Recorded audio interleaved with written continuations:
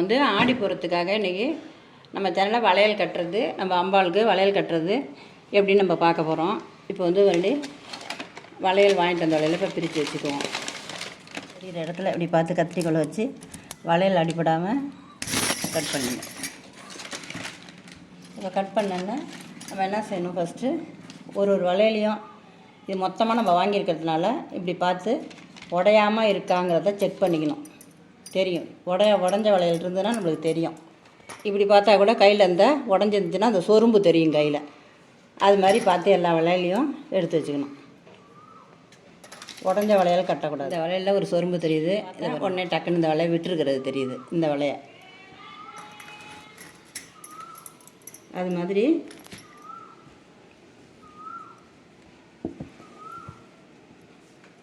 எல்லா வளையலையும் பார்த்துக்கணும். அவங்க கடையிலனா இது மாதிரி இப்படி பார்ப்பாங்க, இப்படி பார்ப்பாங்க. நம்மளுக்கு அது மாதிரி வீட்டில் இருக்கிறதுல தெரியாதுங்கிறதுனால நம்ம இது மாதிரி அப்படி கையை அப்படி வச்சு பார்த்துக்கலாம். விட்டுருந்ததுன்னு சொன்னால் சொரும்பு தெரியும். இதேமாரி நம்ம ஒரு வளையலாக எடுத்து எல்லாத்தையும் ஃபஸ்ட்டு வளையலை சரி பண்ணி வச்சுக்கணும். நான் வந்து 10 டஜன் வாங்கியிருக்கேன். ஏதோ ஒரு சொரும்பு தெரியுது பாருங்கள், இதை விட்டுருக்கு. அதனால் இந்த வளையலை ஒதுக்கிடுவோம். நம்ம வாங்கியிருக்கிற வளையலில் இப்போ 3 கலர் இருக்குது. ஒன்று வந்து நல்லா அரக்கு சிவப்பு, இன்னொன்று பச்சை, இன்னொன்று குங்கும சிவப்பு, மொத்தம் 3 கலர் இருக்குது. இதை வந்து இப்போ நம்ம அம்பாளுக்கு மாலையாக தொடுக்கணும். அதை வந்து எப்படி தொடுக்கிறதுன்னு இப்போ பார்ப்போம். பாருங்கள், தொடுக்கிறதுக்கு நான் வந்து கொஞ்சம் சின்ன மாலையாக தான் கட்ட போகிறேன். சின்ன அம்பாள் தான் நான் கட்ட போகிறேன். ஒரு தாலி சரட்டில் கட்டுறது ரொம்ப விசேஷம்.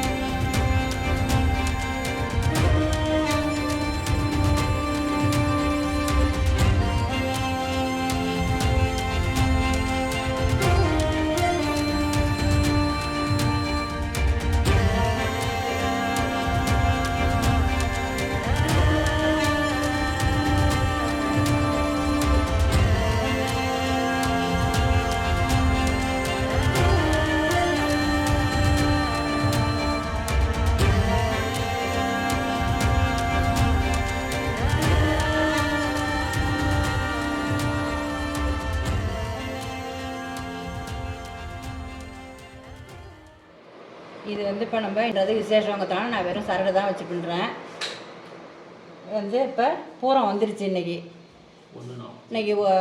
1:40 பூரம் வந்துருச்சுங்கிறதுனால இதை இன்றைக்கே நான் செஞ்சு வைக்கணும்னு வைக்கிறேன். 3 சரடு கயிறு எடுத்துக்கிட்டேன். இதில் வந்து ஃபஸ்ட்டில் ஒரு முடிச்சில் ஒரு எஸ் கொக்கி வச்சு அதில் வச்சு இதில் மாட்டியிருக்கேன் பின்னுறதுக்காக. இந்த ஃபஸ்ட்டு முடிச்சு வந்து இந்த கொக்கிக்காக. அதுக்கப்புறம் முடித்ததுக்கப்புறம் மாலை கட்டி முடித்ததுக்கப்புறம் அந்த கொக்கியை எடுத்துகிட்டு அந்த நூலை பயன்படுத்திக்கலாம். இதுலேருந்து இந்த அளவு கேப் போட்டிருக்கிறது வந்து மேலே சாமிக்கு மேலே கட்டுறதுக்கு. இந்த முடிச்சுக்கு இந்தாண்ட தான் நம்ம மாலை கட்ட போகிறோம். இந்த பாருங்க 3 இடம் இருக்குது. இதில் இப்போ பட்டையாக அப்படி வச்சுட்டு ஒரு இடம் எடுத்துக்கிறோம். ஃபஸ்ட்டு சேப்பு வளையல் வைக்கிறோம். இப்படி வச்சு நம்ம எப்படி தலை பின்னுறோமோ அது மாதிரி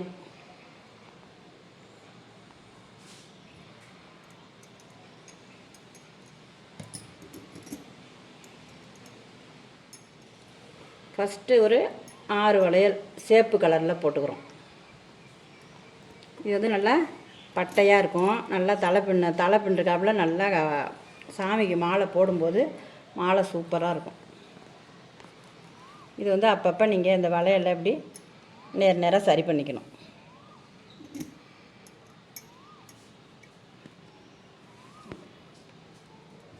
பச்சை கலர் வச்சுக்கோம்.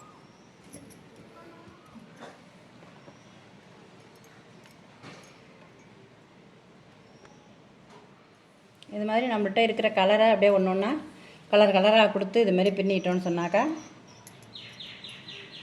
நல்லாயிருக்கும். வளையலும் கீழே விடுறதுக்கு சான்ஸ் கிடையாது. உங்களுக்கு மேலே கட்டியிருக்கிறதும் நல்லா ஸ்ட்ராங்காக இருக்கும். நல்லா மங்களகரமாக தெரியும். அந்த வளையலும் மஞ்சள் கயிறு போட்டு கட்டுறதுனால வந்து நம்ம சேப்பில் 6 போட்டிருக்கோம், பச்சையில் 6, அடுத்தது ப்ரௌன் கலரில் ஒரு 6. என்கிட்ட இந்த 3 கலர் தான் இருக்குது. நான் அந்த 3 கலர் தான் நான் திரும்ப கொடுத்து பின்னுறேன். நீங்கள் வந்து உங்கள்கிட்ட என்ன கலர் வச்சுருக்கீங்களோ அதுக்கு தகுந்தாமல் கலர் போட்டுக்குங்க.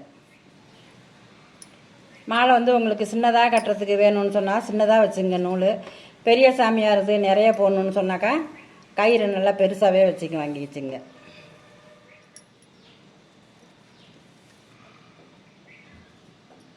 இன்னொரு முறையும் இருக்குது, அதையும் வேணால் அப்புறமா கட்டி காமிக்கிறேன். ஆனால் இப்போ நான் இது 2 தான் எனக்கு கட்டிக்க போகிறேன். நான் வீட்டில் வச்சுருக்கிற சாமிக்கு போடுறதுக்கு கட்டுறேன். உங்களுக்கு இன்னொரு முறை நான் கட்டியும் காமிக்கிறேன். ஆனாக்கா இதில் 6 திரும்ப பச்சையில் வச்சுக்கிறோம். தேவையான அளவுக்கு நம்ம இது மாதிரி வரிசையாக பின்னிக்க வேண்டியது தான். அப்போ 51 வளையலோட இந்த மாலையை நான் முடிச்சுக்கிறேன். இதை முடிக்கும்போது இந்த இதில் வந்து அப்படியே முடிச்சு போட்டுக்க வேண்டியது தான். விழாமல் ஒரு முடிச்சுக்கு 2 முடிச்சா ஸ்ட்ராங்காக எப்படி போடலாமோ அதுமாரி போட்டுக்க வேண்டியது தான்.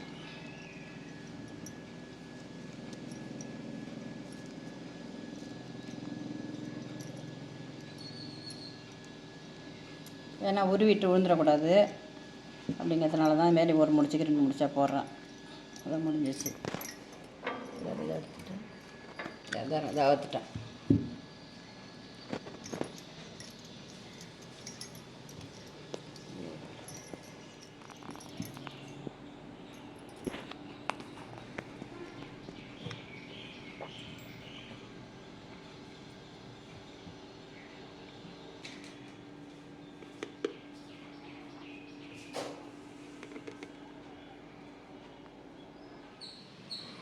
இந்த வளையல் வந்து அதுலேயே கொஞ்சம் சேர்த்து கோத்து வந்துருக்கலாம். இருந்தாலும் அதை இருக்கட்டும்னு ஒரு 1.5 டஜன் வளையல் எதுக்காக வச்சுருக்கேன்னா, இன்னொரு மெத்தடில் எப்படி உங்களுக்கு கட்டுறதுக்கு முடியுமோ அது மாதிரி கட்டிக்கலாங்கிறதுலாம் இன்னொரு மெத்தடில் கட்டுறதுக்காக வச்சுருக்கேன். இது பாருங்கள், 4. இது வந்து நான் சணலில் உங்களுக்கு கட்டி காமிக்கிறதுக்காக 3 சரடு எடுத்து கட்டினேன், ஒரு சரட்டில் கட்டினேன். இது வந்து இப்போ 4. இப்போ 4 வந்து உங்களுக்கு நான் கட்டி காமிக்கிறதுக்காக தான் இது பண்ணுறேன். நான் அந்த வளையல் அப்புறம் எடுத்துருவேன். இதை பாருங்கள், 4 வச்சுருக்கேன். இதில் வந்து ஒன்றா இருக்கிறதுக்காக ஒரு முடிச்சு போட்டுங்க. கொக்கி வந்து இழுக்கும்போது வளையல் அருந்துடக்கூடாது. அதுக்கு தகுந்தாப்புல முடிச்சு நல்லா போட்டு இது மாதிரி ஒரு கொக்கி ஒன்று வச்சுங்க. இதை மாட்டிக்கிறேன் அப்படியே. இப்போ வந்து இதில் வந்து இப்போ இது வரைக்கும் கொஞ்சம் கேப் விட்டு ஒரு முடிச்சு போட்டுங்க. இதில் வந்து நான் சின்னதாக வச்சுருக்கேன், நான் அந்த முடிச்சு போடல. இதில் ஒரு கேப் கொஞ்சம் விட்டு அதில் வச்சுருக்கால இதில் ஒரு முடிச்சு போட்டுங்க. இந்த முடிச்சுக்கு இந்தாண்ட அப்படி வச்சுட்டு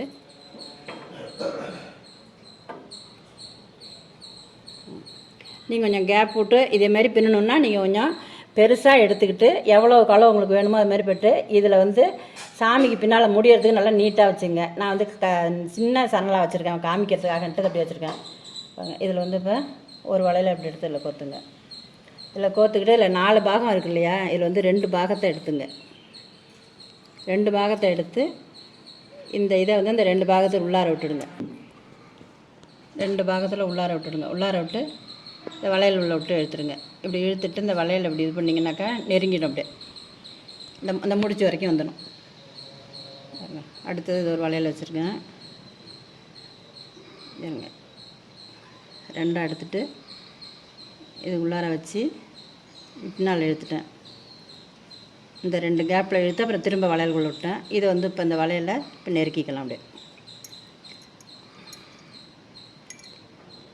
இதுவும் நீங்கள் சரட்டிலேயே செய்யுங்க. உங்களுக்கு வந்து இது நம்ம மெத்தடுக்காக தான் காமிக்கிறேன். இப்போ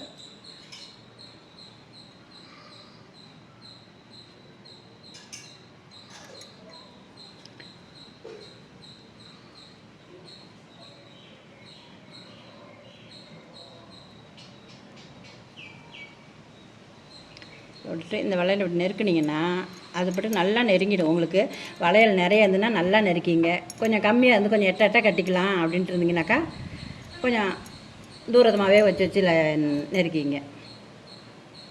இது வந்து நீங்கள் வளையல் வச்சுருக்கிறதுக்கு தகுந்தாப்புல இது மாதிரி இது கட்டிக்கலாம். இப்படி இருக்குன்னு வச்சுங்களேன், இப்படி எட்டி கூட அப்படி கொஞ்சம் கட்டிக்கலாம். மஞ்சள் கயிறாக இருந்ததுனாக்கா தெரியாது, இந்த கலர் வந்து மஞ்சளாக தான் இருக்கும் அப்படின்றனால தெரியாது. இவ்வளோ கூட கேப் விட்டு 2 டஜன் வளையலில் கூட ஒரு மாலையாக கட்டலாம். இது மாதிரி கட்டி இதை கடைசியில் முடிச்சு போட்டு இதையும் அவுத்துட்டு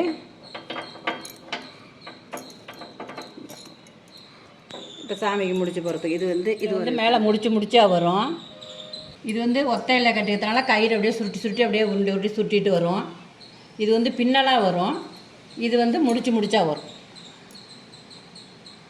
இந்த 3 மெத்தடு நீங்கள் உங்களுக்கு எது பிடிச்சதோ வேணுங்கிற அளவு கயிறு வச்சுக்கிட்டு கூடுமான வரைக்கும் நீங்கள் வந்து மஞ்சள் சாறு வச்சு பின்னுறது நல்லது. போய் பார்த்தீங்கன்னா கரெக்டாக வரும். நான் சும்மா ஒரு 4 நாள் உங்களுக்கு பின்னி தான் காமிச்சிருக்கேன்.